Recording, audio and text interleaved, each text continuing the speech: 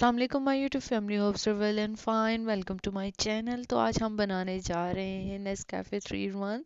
तो इसके लिए मैंने 1 कप दूध ले लिया है। बहुत ही आसान सी रेसिपी है, बस इसको बीट करने में कुछ ज़्यादा ही एक्स्ट्रा एफर्ट लगती है।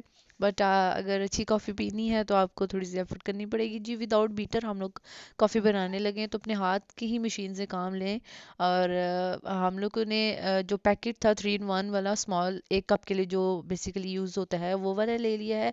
हम लोग शुगर थोड़ी ज़्यादा लेते हैं, इसलिए मैंने थोड़ी सी चीनी भी इसमें डाल दी थी। वैसे इसमें ऑलरेडी चीनी भी होती है। गर्म पानी आपने सिर्फ 3 स्पून डालनी है, वो आपने वक्फन वक्फन डालते रहना है इसके अंदर।